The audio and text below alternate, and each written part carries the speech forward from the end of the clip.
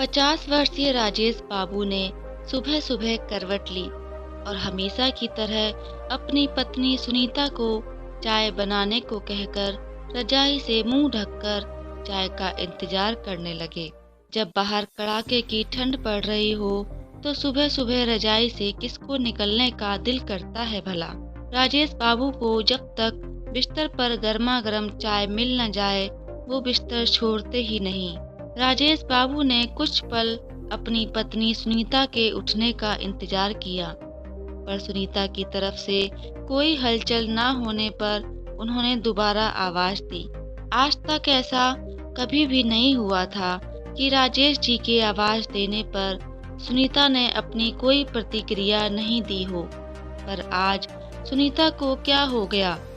आज इतनी देर तक मैं गहरी नींद में कैसे सो रही है? इतनी देर तक तो वह कभी नहीं सोती। राजेश बाबू ने लाइट जलाई और सुनीता को हिलाया, पर सुनीता के शरीर में कोई हलचल न होने पर वे बहुत ही घबरा से गए। उन्होंने रजाई हटाई तो सुनीता निढाल सी एक और पड़ी थी। ना जाने अचानक रात ही रात में क्या हो गया। सुनीता बीमार भी तो नहीं थी, फिर ऐसा कैसे और क्यों हुआ? सुनीता का अचानक इस तरह से उनकी जिंदगी से हमेशा हमेशा के लिए चले जाना राजेश बाबू के लिए बहुत ही असहनीय था। धीरे धीरे जैसे लोगों को पता चलता गया, लोग इकट्ठे होते गए और सुनीता का अंतिम संस्कार कर दिया गया। एक हफ्ता किस तरह बीता राजेश जी को कुछ भी याद नहीं। उनका एक ही बेटा था जो कि अमेरिका में रहता था। पढ़ाई के बाद उसने वहीं पर नौकरी कर ली थी और शादी करके वहीं सेटल हो गया था। बेटा आकर जाने की भी तैयारी कर रहा था। उसने अपने पापा को भी साथ चलने को कहा। वो तैयार तो हो गए, पर सुनीता की यादें उन्हें यहाँ से जाने की इजाज़त नहीं दे रही थीं। कल तक तो सुनीता उनकी सिर्फ एक पत्नी भर थी, पर अब वह उन्हें अपनी पूरी दुनिया नजर आने लगी थी। अब उन्हें हर बात में उसकी अच्छाई ही नजर आने लगी। उन्हें याद आता कि सुनीता उनका कितना ख्याल रखती थी, पर वह उसे गलत साबित करने का छोटी से छोटी गलतियों व बात बात पर उन्हें झिड़कने का कोई भी मौका नहीं चूकते थे।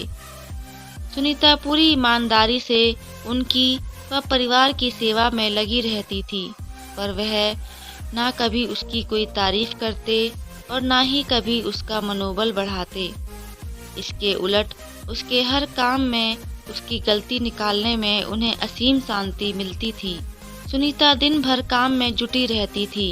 एक बार जब काम वाली बाई 2 महीने की छुट्टी पर चली गई थी, तब भी सुनीता ने इतना सारा काम बिना किसी दर्द और सिकन के आराम से गुनगुनाते हुए किया था।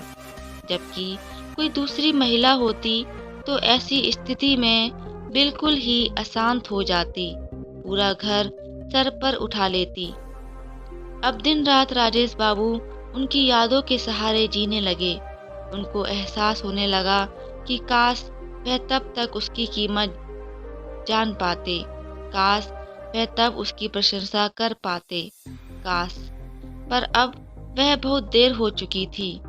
आज वह राजेश के साथ अमेरिका जाने के लिए सामान पैक कर रहे थे।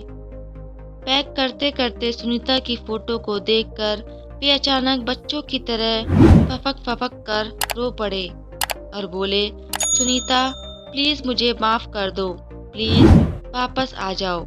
आज मुझे एहसास हो रहा है कि मैं तुम्हारे बिना कुछ भी नहीं हूँ।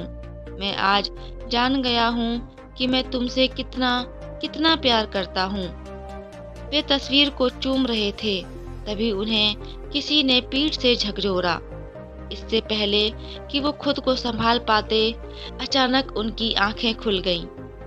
सुनीता उन्हें घबराई हुई आवाज में उठा रही थी। राजेश बाबू सोचने लगे कि क्या यह बस एक सपना था। एक बार तो उन्हें विश्वास ही नहीं हुआ था, पर दूसरे पल उन्होंने सुनीता का हाथ अपने हाथों में ले लिया उनकी आंखों से आंसू लगातार बहे जा रहे थे। वे बस इतना ही कह पाए, I love you Sunita, I love you. और उन्होंने सुनीता को कसकर अपनी बाहों में जकड़ लिया।